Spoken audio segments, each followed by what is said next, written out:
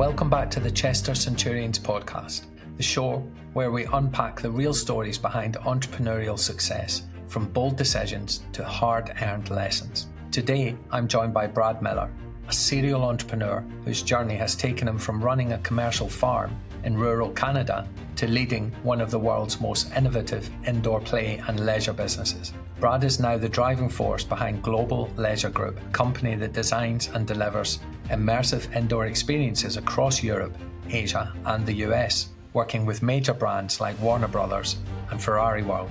In this episode, Brad shares how the global indoor play industry we all know and love today was actually born in a barn in North Wales, why business partnerships are like marriages, and how the wrong one nearly cost him everything, what a serious health scare taught him about resilience, leadership, and long-term thinking, and why business isn't your personal piggy bank.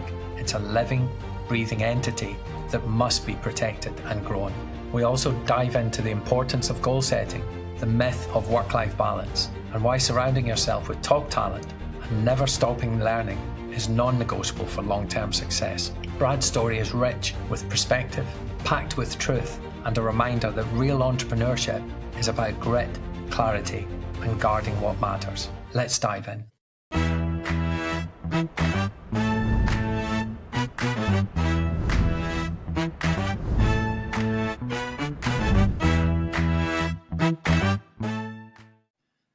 Hey Brad, and welcome to the Chester Centurion Podcast. Hey Alan, nice to be on board. Thank you. And listen, before we get started today, I'd love to know a little bit more about you and a little bit more about the business. Okay, my journey, the short version is my journey is that I ran from the time I was 21 years old. I ran a commercial farming operation in about 3 hours northwest of Toronto, up in the Lake Country in Ontario, Canada. Mm-hmm. And so basically, other than 2 or 3 years, I've been an entrepreneur pretty much since then. I took over the family farm when my father was in politics and with my brother, and then he went off and did something else. So pretty much I designed entrepreneurial path since day one. Wow. Now I've had 2 different paths or maybe 3, but they're all led by the desire to want to go on that journey to try to get more out of my life. I think I see life as a bit of an adventure, and I wanted it. And I think I didn't know what to call it, but I knew that I wanted it from a very young age. Tell us a bit about the business. Basically, at age 33, 34, I ran into personal problems with a marriage failure, which reflected on how hard I was working on the ag business. And it just basically was a reset for me. I got a call, Providence as it is, I got a call from a family friends that we farmed together with, and they had started a business. They bought a business that was started up in 1972, concrete agriculture, but then turned to children's play areas. So I joined that firm when I was 33 years old and started a new journey, and simply knew that I desired more business experience than I was going to get running an agriculture business at the time. At least that was perceived by me at the time. I don't think it was all correct, but it was what was driving me on, that I knew I wanted something more, and I wanted to see the world. Mm-hmm. I wanted to do more business professionally than I was doing as a, not a sole trader, but I had 4 or 5 people working for me, but it wasn't ever going to satisfy my needs at that age. And then you're farming in Canada. You've got involved in the play industry, the children's play industry. What led you to Chester in North Wales? Well, that basic was a journey that after 3-4 years operationally, then in sales, and I was a director of the business there. I had offered to go internationally to grow the company. And there was some hesitation on that because I'm a family man too, and this is a family company. But at the end of the day, it wasn't long after that I was remarried, and my wife was totally supportive of an international journey. And within 6 months of marriage, we were in New Zealand, had moved continents, if you will, couldn't have been further away. And that journey took us to New Zealand, where we grew a division that served the fast food business for children's playground in that Australasian market, if you will. Mm-hmm. And then basically 13 months after that, we had acquired the Canadian company at that time where I was a partner, acquired the Playco company in the United Kingdom, Wales, North Wales. It was based originally out of Clandegla, a company called Rupert Oliver Designs, name changed to Playco, but it was the founding play company in the business. So basically, it was the inventor of indoor play, and it really was a game changer because when we bought that division, the scope and the scale of the possibilities for indoor play was huge. And so, Well, wait a minute, Brad. So indoor play was invented in North Wales. correct. Wow. By a small company in Clandegla, which is like 15 minutes out of Wrexham in the hills, heading towards into Denbighshire, and was made out of a barn house facility, and it was grown from there from 1972, and then it was rapidly copied because what his original intention was that they address the soft play needs and development needs of autism, which was kind of a new thing back then, of how to cope and how to get the best out of these kids that were suffering from a disease that we still don't understand.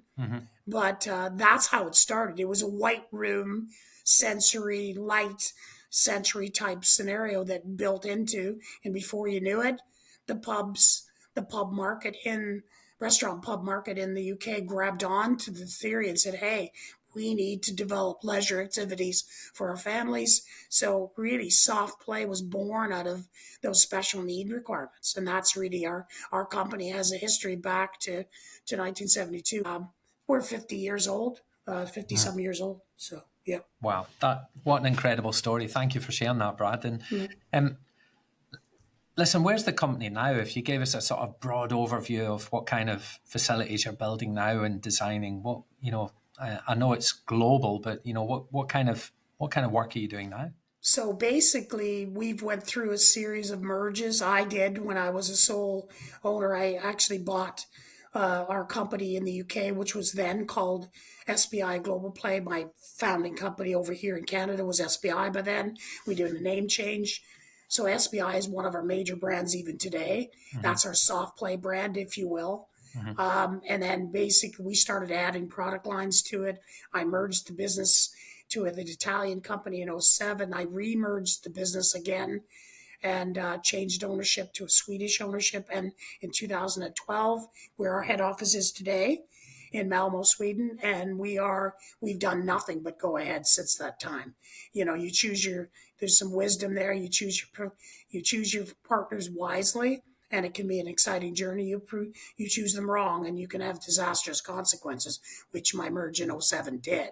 Oh. But we've got that solved with the Swedish partnership in 2012, and we've done nothing but 13 years of growth, basically every year since then. We've grown the top line or the bottom line significantly. So it's been an exciting journey. Wow. And going back to the very beginning, Brad, what motivated you to start your own business, and what was the driving force behind your decision to take on this entrepreneurial role? Well, basically, when I was at running the agriculture company, it was very clear that wasn't going to be enough to satisfy me from an entrepreneurial point of view, that I knew that I didn't know enough. You got to remember, I've got a high school education, grade 12 education. And so therefore I knew that I had to learn and grow, and it was going to be, jump in and swim if you're going to learn these things. And so that's really what that move was about. And then going abroad was just another extension of wanting to participate in an exciting opportunity. And the fear of the business didn't affect me, only because I think the simple fact is I was joining an existing business, and that gave me structure and confidence on a lot of the things in finance that I didn't know. I'm fairly mathematically strong, I'm a good, decent communicator. But the bottom line is there was so much I didn't know. And I think that there wasn't a fear, that just the desire to want to explore and have an adventure in life was way outweighed any concern I had on that issue. Have an adventure in life. I love that. And, I guess we could describe you as a lifetime serial entrepreneur. You haven't made that jump. You've kind of just grown into it and continued throughout your whole life. Yeah, I think I was like that at 17. I think my desire to want to do something to take over my family farm in my early 20s was just not a hesitation. It was just a matter of something that had to be done. And it's not all been rainbows and roses. You've gone through quite a tough time as well, Brad. And we've talked before the interview today, and you said that you went through a period of quite ill health. Could you elaborate on that a little bit, maybe? Yeah, just about 2 years after I acquired the division, my small global company was downsizing and selling off divisions after we bought it in, I think it was 99. Mm-hmm. We bought the company in North Wales. Well, I was located there as managing director at that in 2003, 2002. So my wife and I stepped up and we bought the company and sold our interest in the Canadian company at that time. And 2 years later, things were going very, very well. We were growing, and we did a mortgage on the company for 40 months and we're paying it off and doing really well. And I took sick with a kind of a rare disease that was born out of environmental working on the farm. And it's kind of neurological stuff going on, and lost my one of my vocal cords and lung, and about 30 or 40% of lung function, 30% I lost, I think, in the end. So I think if you were to talk about that in the context of entrepreneurialism, that affected my confidence in my ability to drive growth. Not to run the business as per se, because I had a decent team at that time, but to do the confidence. So it forced the merge. It's a funny thing that happened that you asked the question. It forced the merge, kind of expedited in 2007, which was part of the story, part of the journey, but also forced the merge to select a partner in Italy that I didn't know enough about. And it turned out I got the wrong partner. Wow. So, and I took from a majority stake to 100% to a minority stake in a larger company with more divisions. And we had some good success, but still it turned out to be not a savory person, not the ethics, wasn't going to protect the company. Because one of the things that entrepreneurs misconceptions about owning companies is these are living entities. I atone them to a person, and a company is a living entity. If you don't protect its blood supply, if you don't protect its health and look after it and guard it and not drain it as your personal pet project, then it's kind of like a family company. But if you're running a proper company, it's a living entity that needs to have health just like a patient has health. And that guy didn't do me. So the lesson there for my health, Alan, was that I overreacted to the significance of how it was going to affect my leadership and actually made a bad choice that I had to fix. I fixed 5 years later in 2012. But the bottom line is you can make hasty decisions. Surround yourself with people you trust to make the best possible decision. I had a consultant at the time that wanted the deal to happen in a certain way and for self-interest, and it led me to the wrong path. I made inevitably the wrong decision at that point. But, I was still shareholder, still guarding over the company to the best of my ability on the board of directors, and knew that I had to spend the next years fixing it until I got the right partners in to replace the wrong leadership. Wow.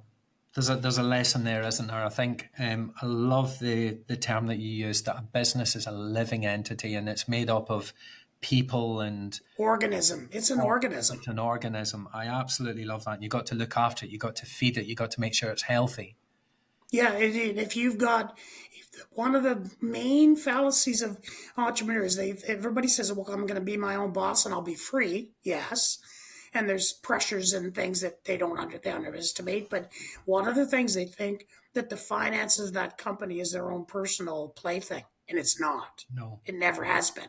It's if you guard it and protect its health, like our company today, with my Swedish partner, CEO. He's the boss. Very, very, very talented man. Possibly the most talented guy I've ever come across. Love that. And we guard the cash of our company.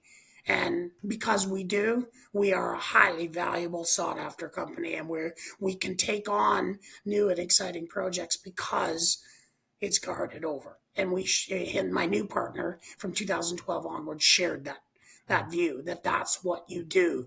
The company is not your plaything. It's actually something you have to guard over.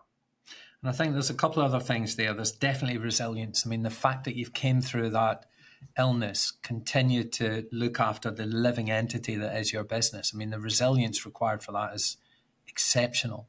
And not a lot of people could do that. But also, I guess making rushed decisions and being forced to make a rushed decision before you've done full due diligence and really looked at the situation and whether you're making the right decision or not. Well, in partnerships, it's huge. It's a marriage. Mm-hmm.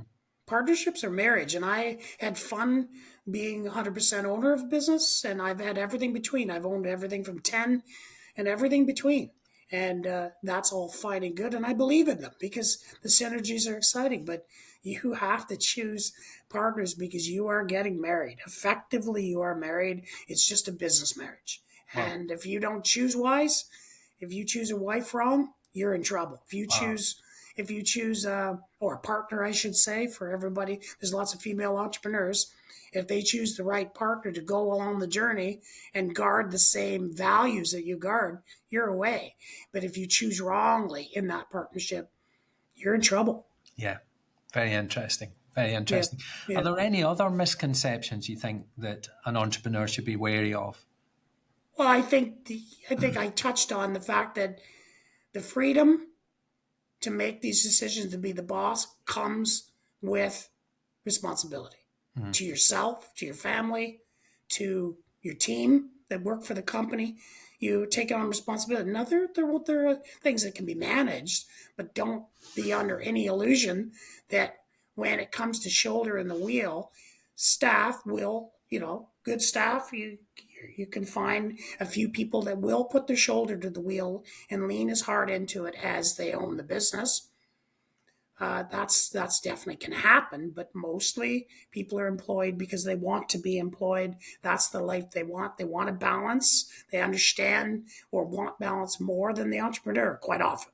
Mm-hmm. And so it's a different set of things. So I would warn them that don't underestimate what you're taking on.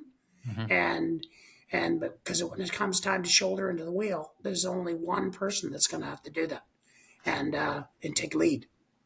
And when we're talking about a work-life balance, as a business owner, do you have any personal rituals or habits that keep you motivated and focused? I saw the laugh there.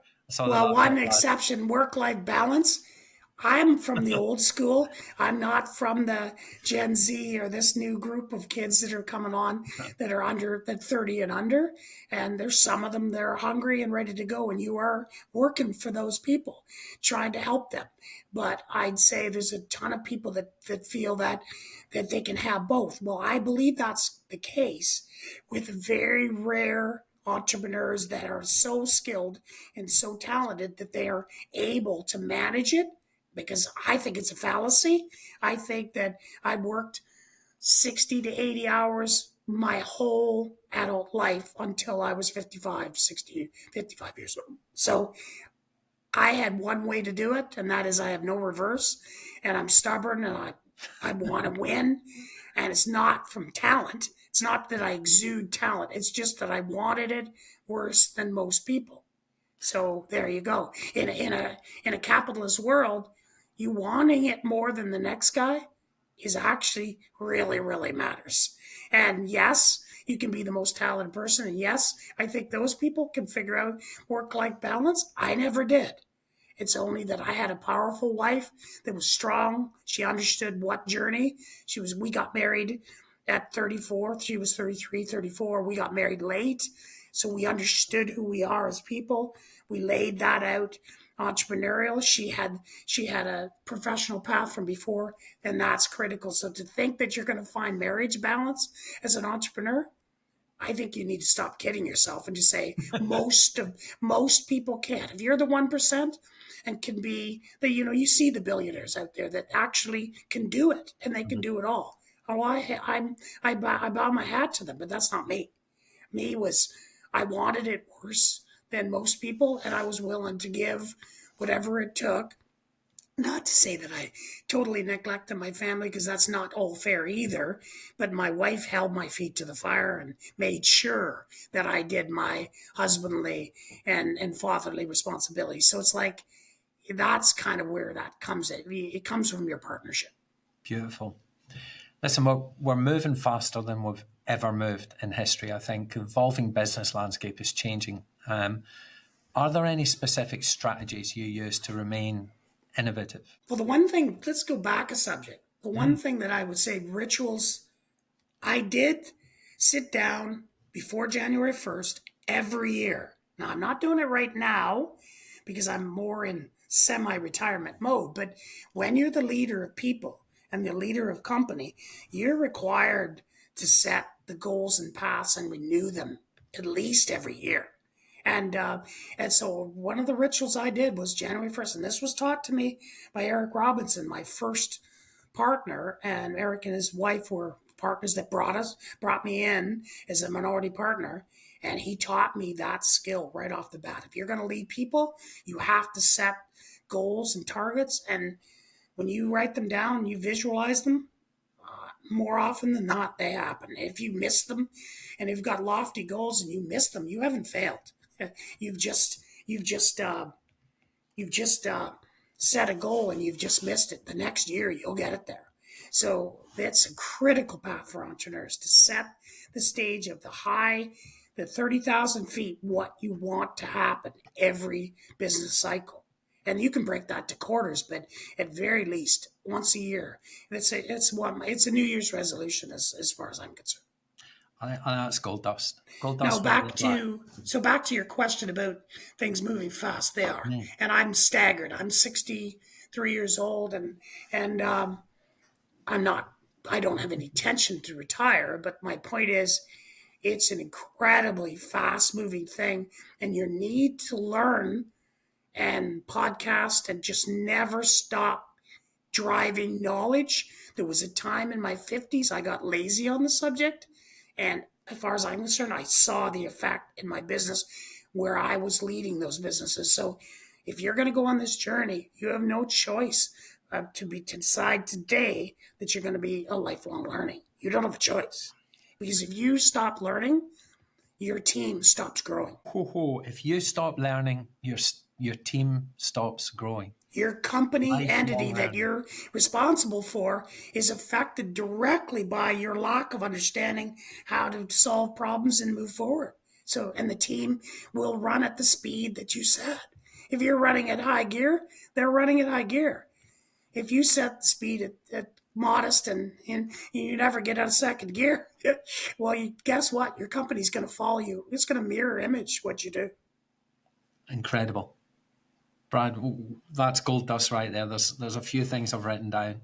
Set your goals, be clear on your paths, write them down and visualize them at least every year, and break that down into quarters if that works for you.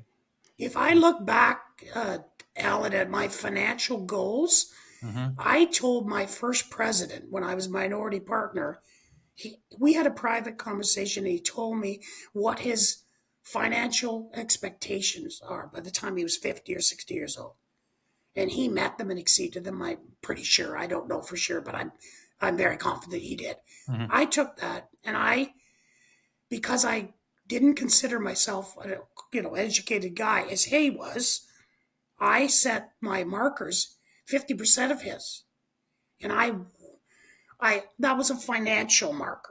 Okay, it's only one of business markers. It's not your goals inside your business every day, because if you're doing the right things, money falls down. Yep. But the bottom line is, for what I wanted for my life, I set that number, and I surpassed that number when I was in my 40s. So, and the mistakes I made meant I could have done that times 10.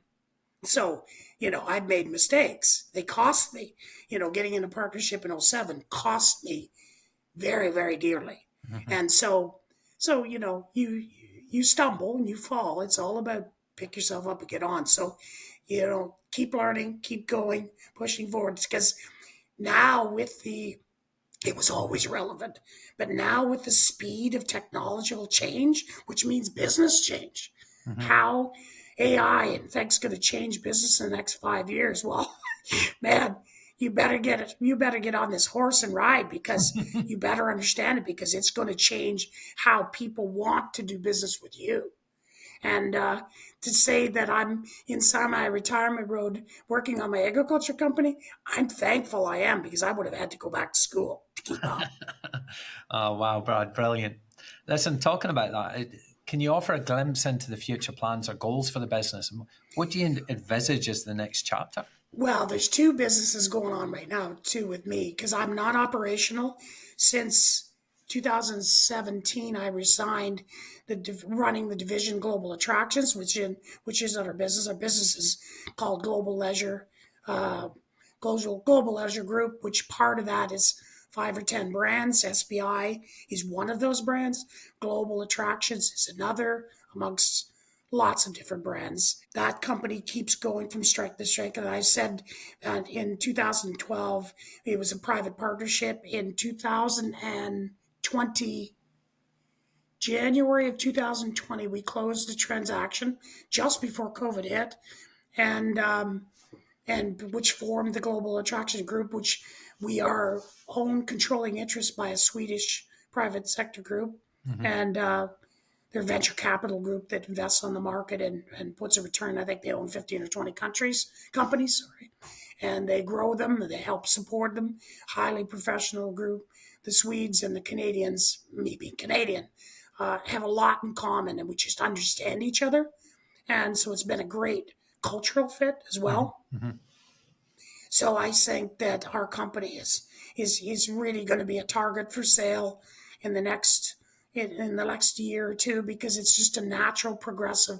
When you've got a joint venture partner and they're going to exit, there'll be a new partner come on that can do new and different things and take the company in a different direction, but also to revenue. When you raise revenue towards 100 million plus, you change the buyer of your potential companies and how they want to take you on this journey. So, and we've grown exponentially since our group. We've got 600 people. We're operating in 12 or 15 offices. We're doing business in 12 or 15 languages from Asia, Middle East, and Europe. We dominate those sectors. Not China as per se, but you take markets like Thailand, we have a major developments in Thailand, from water parks to indoor play facilities, but really on a massive scale that's scaled up to be really what we're doing is fulfilling the venture play market and the development in Europe, which would kind of fill tennis halls, if you will, an arena space, floor space, 40, 50, 60,000 or 4,000 or 5,000 meters. Now, what our company has done is moved in with our thematic capabilities. We work for Warner Brothers, Ferrari World, we build water parks and themed environments, indoor, outdoor, mostly indoor is our specialty. And now we're moving heavily into the U.S. market, because it was our last foray, the Western Hemisphere. So it was more important for us to dominate those sectors. But what's really exciting about the leisure market is that it's, in some ways, through COVID, was recession proof, because basically what was culturally happening with this young generation plus their families is that they were demanding leisure facilities at a higher intake in their life and higher expenditure level. So our customers, which is the large chain stores that bring out leisure centers that are building multiples. Some of our customers have 100 units, 150 units, depending on the country they're in. So we service those large corporates.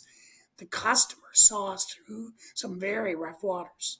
In fact, in some ways financially, with our leasing facilities to go along with our products.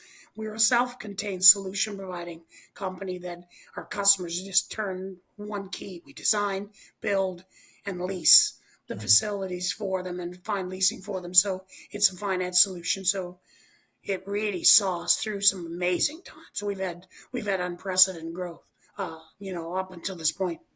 Incredible. Thank you, Brad, and thank you for being on today as well. There's an absolutely fascinating story there, and you've given us some real gold dust. But I've got one more question for you, and it's a biggie. Are you ready for this one? Sure. So, listen. What are your three? I mean, you've had an incredible career, Brad. What are your three biggest tips for maybe someone starting their own entrepreneurial journey, or maybe struggling in their business at the moment? What are your top three? I think if they're struggling in their business, they have two problems. There could be a lack of knowledge and leadership. In other words, if they've got a team around them, are they being demanding enough of that team's competencies? And I have had a time in my life where I wasn't strict enough about that in my journey, and it cost me in the development of the company, where you need to have that drive and determination more than what you realize you need. And you've got to have that hunger, and you've got to add it with knowing when you don't know something. If you don't know something, one of your team has to know it. And if they don't have those competencies to fill your gaps in leadership and knowledge, then you're exposed. And I've had it in my career at a time where I was not strict enough on specific talents inside my business that were going to do what needed to be done to go on that journey. And so I think your entrepreneurs need to really be strict. If they've got a small team around them, is that team filling the gaps in their personality and the gaps in their knowledge? As an entrepreneur, you can be the boss all you want, but if your gaps, if those business gaps aren't filled and filled well, so you need to be stricter and stricter on the talent of the people you have around you, and you can't kid yourself on their ability. So that's number one. Would be the hunger. Do you really have it? Or is the business actually floundering because you're not putting your shoulder to the wheel? And two, surround yourself with talent more than you think you need. Because if you don't, in today's fast-moving world, imagine if you don't know somebody that knows the fastest way to make GBT work to shorten the time to do a project from 2 days down to 2 hours. Yeah. Like you need talent. And that's just an example of today. The things that are coming at us that are opportunities to cut overheads and actually be the most profitable or lowest cost producer in your sector because you're more efficient. And have you got a third one? Don't stop learning. Don't stop. It's learning. The biggie. And I know I talked about this, but you can't afford to stop growing. The minute you stop growing, your business, you look in the mirror that following year, that if you took the foot off the accelerator in January 1st, I guarantee you will see it in December's numbers. Thank you, Brad. So remain hungry, employ more talent than you think you need, surround yourself with talent, and never, ever stop learning. Yeah. And Beautiful. which, it's interesting. I've never been on a podcast before as being hosted. My point of view is I depend today on my geopolitical interests and understanding what's going to go on in the world. I depend on alternative media because our media in the world, our existing legacy media, has turned its back on the truth. So if you want truth, you're not going to get it on a business suite in the old legacy media. You have to go out and find it. And thus why I believe that young entrepreneurs, if they're not filling their head full of podcast information, then and just continue to grow, they're in trouble before they even know it. Brad, thank you so much. Thank you. And let's catch up soon and have another chat. Really appreciate it. Thank you very much, sir. Take care. Bye-bye.